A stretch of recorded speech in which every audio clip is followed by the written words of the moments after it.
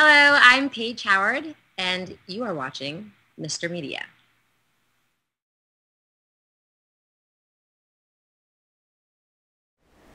Today on Mr. Media, I'll talk to indie film auteur and frequent guest to the show, Alex Ferrari, whose popular short films have been collected on Blu-ray for the first time under the title Lipstick and Bullets. He's also promoting a new line of olive oil bearing his family name. Stick around. If Francis Ford Coppola can produce wine, why can't a Ferrari produce olive oil?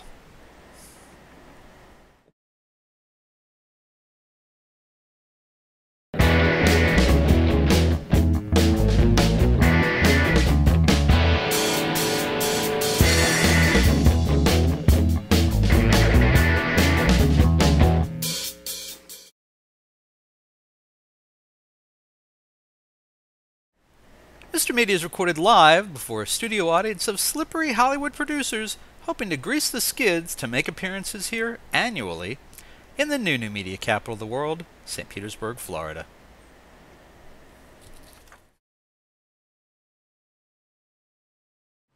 When Alex Ferrari has appeared on this program in years past, it's been to promote short, sometimes experimental films that never made it to wide release.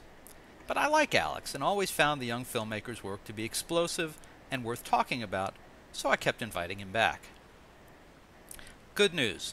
Broken, his $800 debut, as well as his second film, Sin, that's C-Y-N, plus Red Princess Blues, which starred Robert Forster, Richard Tyson, and Rachel Grant, and Red Princess Blues Genesis, starring Lance Henriksen, are all collected for the first time in one volume of the Alex Ferrari revenge films titled Lipstick and Bullets. This is a must-own for any true film fan. Now, we're also going to talk about Lipstick and Bullets today, but we're also going to have on the menu Ferrari Olive Oil.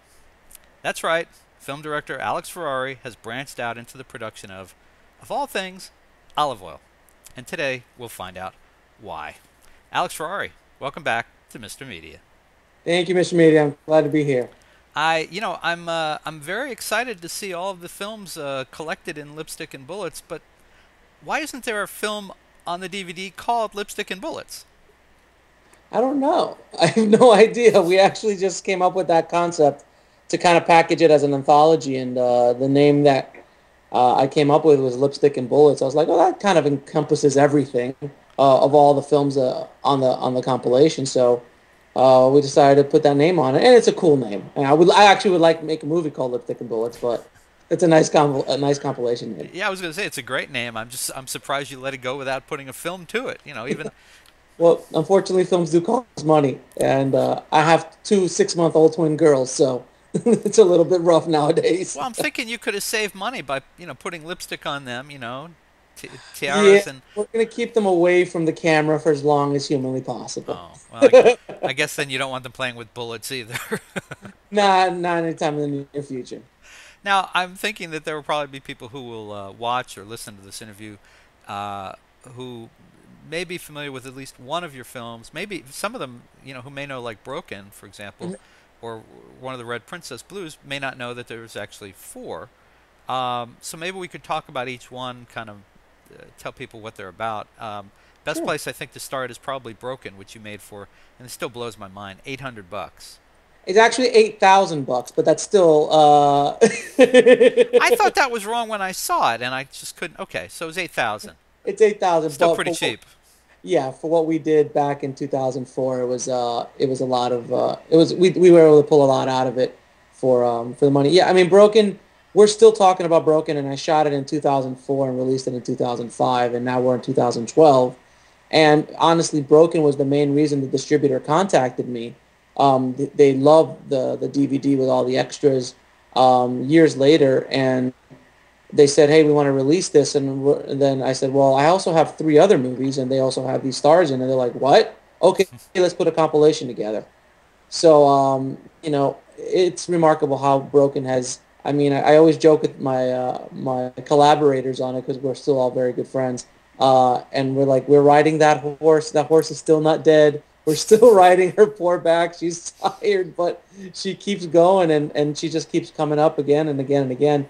So I think this was a really nice way to, pay homage to a little film that's given us a lot over the years, and now it's on Blu-ray and a nice, beautiful compilation, and a lot of people who never got a chance to see it are seeing it now, and it's opening it up to a new audience.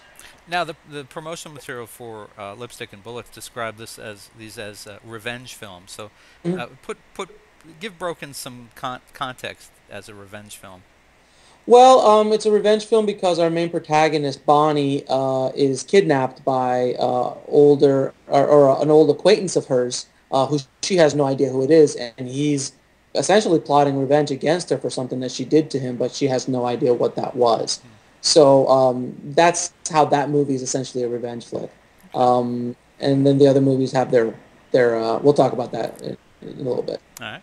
All right. So let's talk about Sin, which again I'll tell people is CYN. And this, I have to admit, this is one I previously had not seen. This is the only one of the group that I had not seen prior to the Blu-ray. Tell us a little about Sin. Well, Sin was basically my first incarnation of Princess, my main character in Red Princess and Red Princess Genesis. She was a little bit harder edged than my later on Princess, and that out of all the movies, it is the most of a revenge film as we have, where Sin uh, is kidnapped by two, and I apparently have this fetish with kidnapping my protagonist. I went against that with the other two movies, but my first two had that. Where two hitmen, for lack of a better term, kidnap her, and then she switches the tables on them in the middle of the movie, where she now becomes the powerful one and not the weak one, and they're completely confused. And by the end of it, she does what she does. All right. And now, Red Princess Blues was the first one where you actually had real stars work with Yes, you, right? yes. Red Princess Blues was. I just moved out to Hollywood a little bit over 4 years ago. And when I got out here, it was a plan. I'm like, okay, I got to shoot something new. I hadn't shot anything of any substance since Broken and Sin. So I decided, well, I gotta with new technology. We shot it on the Red camera. I wanted to get, not real actors, but larger, bigger stars to work with me. And we're in Hollywood, so why not find, the best actors we possibly can? So we went out looking, and we were lucky enough to get Richard Tyson and Robert Forster graced us with his presence. Both very, very professional, as well as Rachel Grant from James Bond fame. But I was lucky, and we got all these wonderful, wonderful actors together for Red Princess. So it was really nice being able to use really pro crews, not kind of just running and gunning it kind of scenario. So it was really nice. So for Red Princess, you got Hollywood actors, you got a red camera. What was the budget for the film, and how did you get how did you get the cooperation of Hollywood for this? I mean, this was your first appearance in town. I didn't get the cooperation of Hollywood per se, but I did get cooperation from some amazing actors: Robert Forster, Richard Tyson, Rachel Grant. I had a great DP who happened to have a red camera, and I had been getting into the red camera through post for over a year before we shot a year or two before we shot Princess. So I was very familiar with what the camera could do, and then just gathered. We out here you have access to amazing talent, not just in front of the camera but behind the camera. My production designer was fresh off of 24. They just finished the run of the show, so I had the production designer or the art director of 24 who helped build those amazing sets. And I had my stunt coordinator was from 24 and now is on Hawaii 5-0 doing, and he'd been working since Scarface. I think was his first job. So, I mean, out here, your next door neighbor is, these kind of guys. It's just the way it is out here. And it's hard for someone like me from Florida to even still grasp that concept, because when you're in Florida, you're kind of like in a desert, in a desert, in a production desert. There are a lot of good people that work down there, and I was down there for 20 odd years. But it's nothing like Hollywood. Like, you go down the street and there's 15 post houses, you need, you need a purple dinosaur to show up and dance for you. There's a store here that carries purple dinosaurs that dance, and they will show up for you. Union rates, of course. Of course. So it's that. But when I was able to do Red Princess, I brought all this together, and it was the first time I actually really built a set, a full blown set that was just for what we were doing, not taking an existing space. But we actually built it on a sound stage, and it was remarkable. And we did it, I think, in 2 days. 2 to 3 days. So if you see a lot of the behind the scenes, you see how insane that schedule was. And did you say the budget for this was $10,000? Yeah, it was a little about 10 with a lot of favors. Oh, okay. 10 with a tremendous amount of favors, which I'm still paying on. So a lot of exchange of services. I do have a post house, called Num Robot, so I did a lot of exchange of services with a lot of my crew members, and just still doing favors for people. So I'm still paying it off 2 years later. So all this calling in of favors, is that later how we get into the olive oil business? Oh, never mind. Let's save that. Let's come back to that. I'm sure. I'm sure someone's going to call. Okay.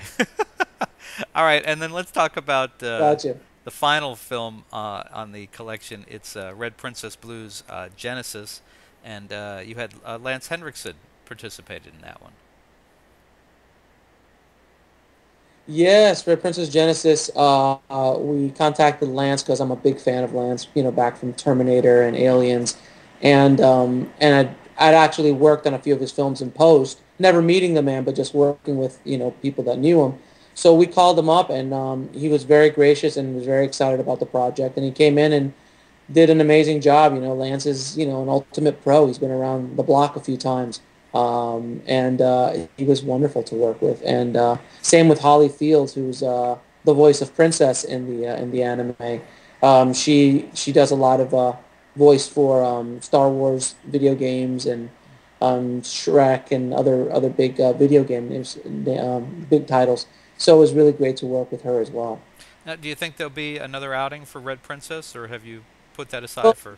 Well, the goal is to make the feature. Yeah. I've had the feature script written for a while. It's it's up there in budget, meaning for the indie world it's up there. For the normal movie world, it's extremely low budget. But we're in the $4 to $6 million range, and I've been trying to get that made now for a few years. So we're close. There's a lot of people who are still interested. We're trying to get our comic book made with it right now, or a graphic novel made from the story.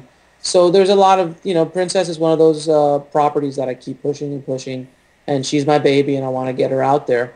So I'm not going to be shooting any more shorts of Princess anytime in the near future, he said famously. But, I think Genesis would be the last, if anybody wants to invest in the movie, they could see those 2 films and say yay or nay on that based on the script as well. So hopefully we'll be able to bring Princess to the big screen one day. You were telling me before we went live with recording that you'll be at Comic-Con for the second time this year with Princess. Yes, we've been, it would be the second time we've been there with Red Princess Genesis is going to be there. Last year Red Princess played, so this year Red Princess Genesis is what plays. And apparently that's the only way I can get tickets to Comic-Con is making movies. So I will continue, I guess, to make shorts once a year and submit, and hopefully they'll give me tickets to go into the Comic-Con. It's worth it. It definitely is. It definitely is such a great time up there. But, and to be honest with you, out of all the film festivals, and I've been, my films have played in close to 400, I think, film festivals around the world. The one, the Sundances and the Torontos and the Con are all nice and everything. But the geek in me is always, is Comic-Con. Like, if I can play at Comic-Con, I'm a happy guy, So, and it's not like monster crowds watch my movie there or anything like that because the film festival is still growing. But, I have my certificate that says official selection, and I have it in my office. I'm, right behind my Wolverine sculpture that I have. So, it's definitely a geek's paradise. Well, here, let me make you feel at home. Nice. Look at that.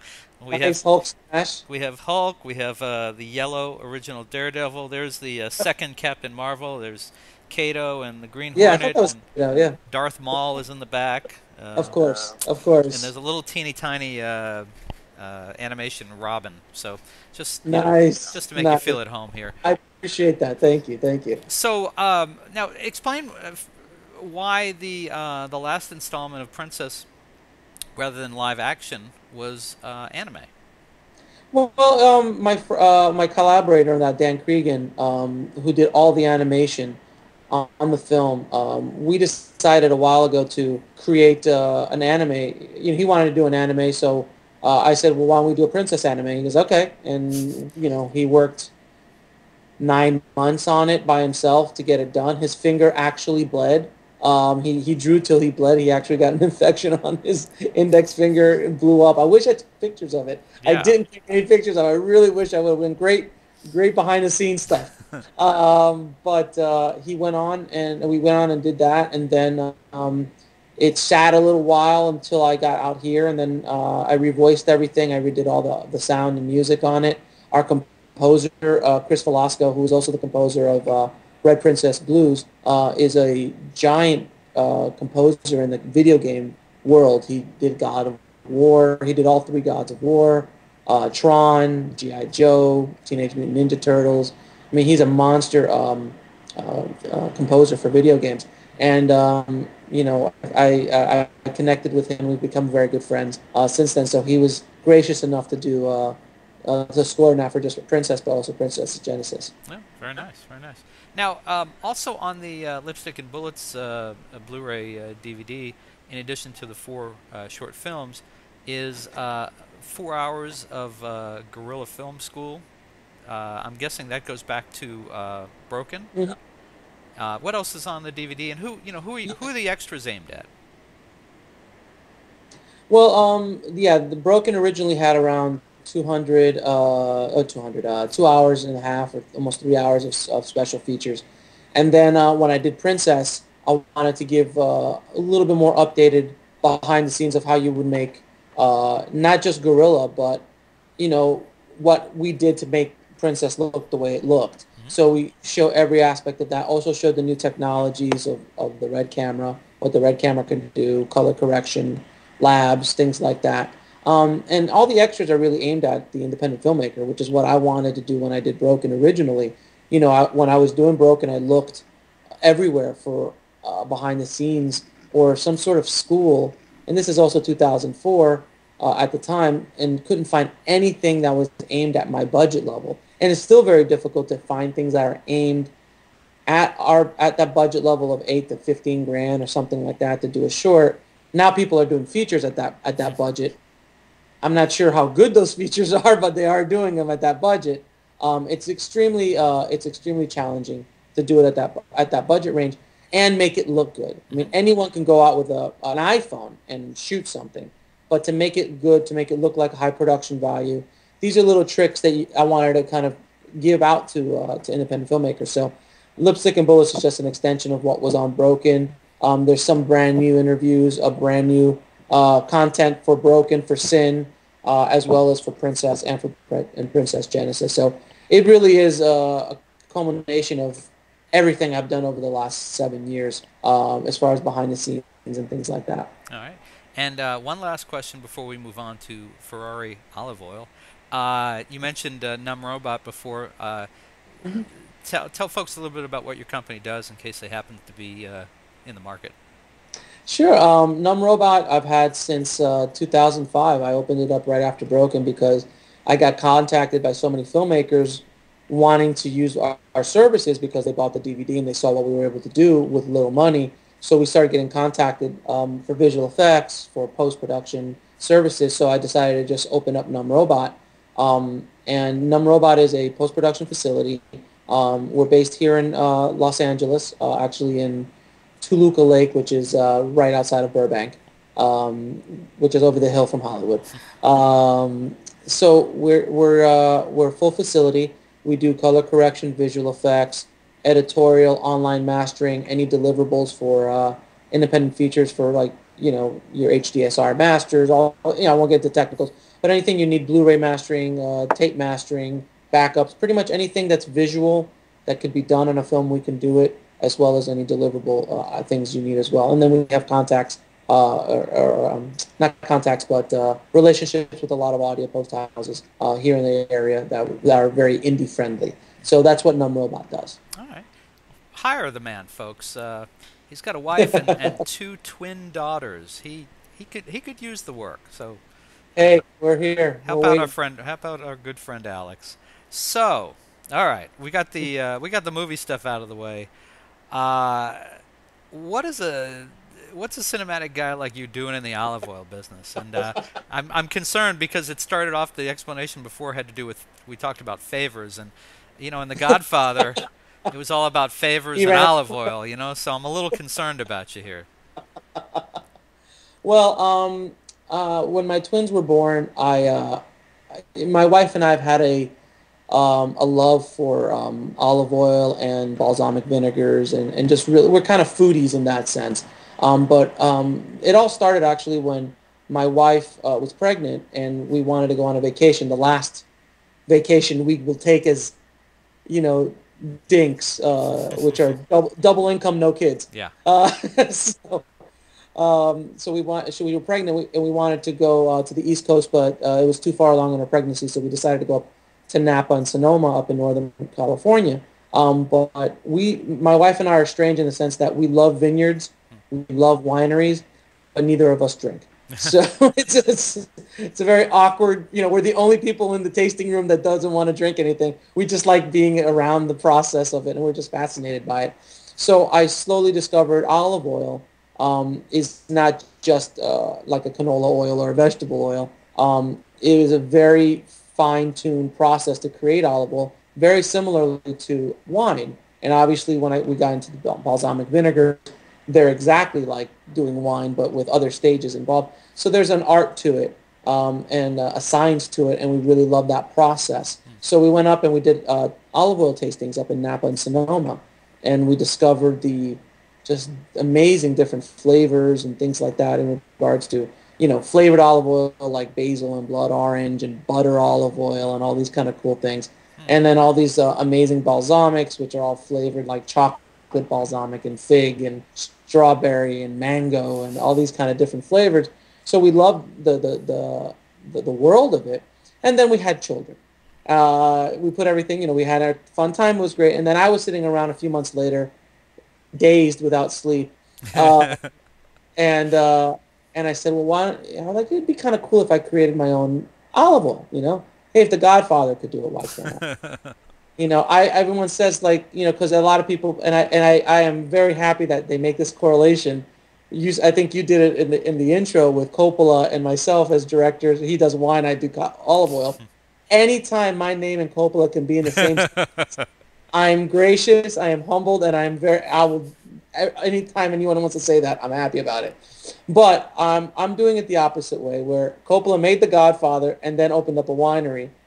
I'm going to open up an olive oil company and then hopefully make a Godfather one day or something of that stature. So that's a hope and the dream. So we decided to start our own brand of olive oil. And then as that progressed, we decided to open up an actual brick and mortar store here in Studio City, right next to Universal Studios. And we're actually right behind, our neighbor is CBS Studios. Oh. So we're right behind CBS Studios. So we're opening it up in about 2 weeks here, and then we're also going to have an online store as well, so people from around the world can purchase Ferrari olive oils. We'll have 40 different flavors of olive oils, virgin olive oils, and balsamic vinegars, as well as a lot of gourmet goodies from all four corners of the globe, organic honeys, raw honeys, dark chocolates that are insane, pastas, jellies, jams, all those kind of goodies as well, which will be all available at the online store. And are you in terms of producing your own olive oil? Have you bought land? How do you when you say well, you're producing? Right now, what we're doing is we buy from different suppliers from around the world. A lot of our oils are we have California olive oils, which are really great, as well as Greek, Spanish, French, Italian. We have some from Morocco, for Tunisia. So we have olive oils from all around the world. We're actually going to be getting Chilean and Argentinian oil coming up in the next few months because their harvest season is different because they're in the southern hemisphere as we're up here in the northern hemisphere. And it's a fine art. It really is a fine art. And eventually we will buy our own land, and that's the goal and the dream, is to buy our own orchard. And I actually had the pleasure of going up and visiting Coppola's empire, his wine empire up there when we were doing that tour, and I made it a point to stop there. And his winery and his vineyard is just, as you could imagine, insane. And he has all the props. He had all 5 of his Oscars sitting there behind glass. I have pictures. The Godfather desk is there, like the Godfather's desk is there. The Tucker is there. All these things from all his Apocalypse Now memorabilia, all this kind of cool stuff. So for me, I was like in complete heaven. I was like in the middle of this movie memorabilia, but I'm in the middle of a vineyard. So I was just like, oh, this is great. And I'm like, this is what it's about. I got to have this. I got to make something like this. So we're going to start off like this and hopefully grow the empire for my little girls to inherit the olive oil empire, the Ferrari olive oil empire, hopefully one day. Very good. Very good. Well, so at this point, I mean, is there a website that you can There's share? always a website. All right. Tell us the website, my friend. The website for Ferrari Olive Oil is ferrarioliveoil.com. It's very simple. Right now it's under construction. It'll hopefully be up in the next couple of weeks. Our online store is probably going to hit in about a month or so. You can sign up for our newsletter, and then you can get updates on new oils, new vinegars, and new products as they come out. We'll have online specials and things like that, and we're hopefully going to venture out to more stores around the country. Right now our first store is going to be in Studio City, and then we'll see where else we're going to venture out. We might go to St. Petersburg. You never know. There are a bunch of olive oil stores down there. There are Florida. actually. It's quite a specialty now. Yeah.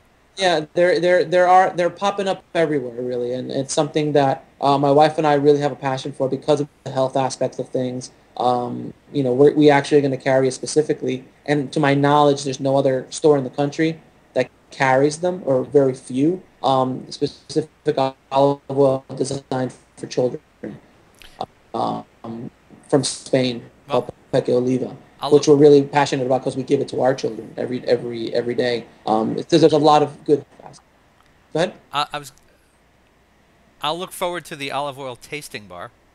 Yes. Yes. All right. Well, listen, folks. Before we forget about it, you can order Lipstick and Bullets, which we started talking about. Now, at the moment, while we're speaking, it's in limited release. You can get it from Amazon.com.uk. Got to add the .uk. They will ship to the United States and elsewhere, but it's not at the U.S. Amazon. You have to go to Amazon.com.uk. And if you're in the UK, you'll find Lipstick and Bullets, the DVD, the Blu-ray DVD, I should say, available at certain video stores. And Alex, numrobot.com for the film company. Yeah, the visual effects, our post-production company is numrobot.com. For more information on Lipstick and Bullets, you can go to lipstickandbullets.net, which is my site that links you to wherever it's available. And right now it's in the UK. It's very inexpensive to ship to the US. It's $3 or $4 to ship to the US, so it's not that. I when I was shipping out Brokens, and I still ship out Brokens, I ship to all over the world, and it's never more than $3 or $4 to ship a one disc. So it's not cost prohibitive. Very good. Well, Alex Ferrari, always a pleasure to have you here. I always find your projects exciting and interesting, and wish you a lot of luck with olive oil and Lipstick and Bullets. Thanks for joining us today. Bob, thank you so much. I appreciate you having me as always, my friend. Thank you. My pleasure.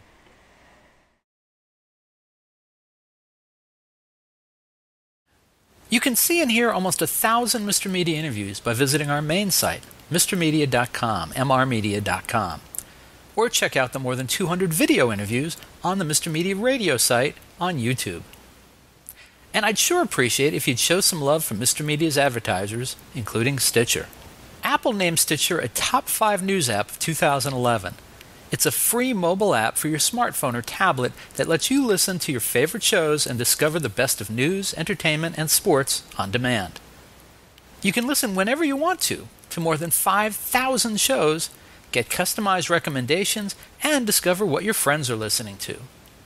My own list of Stitcher favorites is pretty eclectic. I start my day with an hour of MSNBC's Morning Joe with Joe Scarborough and Mika Brzezinski. Then it's the latest 2-minute update from the Onion News Network. After that, I'll listen to WTF with Mark Maron, Here's the Thing with Alec Baldwin, HBO's Real Time with Bill Maher, and excerpts from E's Chelsea Lately and The Soup with Joel McHale. Also in regular rotation on my Stitcher playlist, the BS Report with ESPN's Bill Simmons, the TechCrunch Headlines, and the Don Geronimo Show. The latest episodes of each show, whether originating from broadcasts, cable TV, radio syndication, or podcasts, are continuously updated. Stitcher is a free app for your iPhone, iPad, Kindle, Fire, BlackBerry, Droid, and more. And show your support of Mr. Media by getting, did I mention it's free? The app at Stitcher.com/MrMedia. That's Stitcher.com/MRMedia. Stitcher Smart Radio, the smarter way to listen to radio. We're also supported by Audible. Check out Audible's 30-day trial membership and download the audiobook version of the book everyone's been talking about, 50 Shades of Grey by E.L. James. Sign up for your free trial today at audible.com/radio. Again, audibletrial.com/radio. And finally, if you need a disc jockey for a wedding, bar mitzvah, corporate event, or just a big old party, please consider calling 1-800-DIAL-DJs, the party authority for all your party entertainment needs. You can call 1-800-DIAL-DJs or go to their website, 1-800-DIAL-DJs.com, and tell them Mr. Media sent you. And thanks for listening.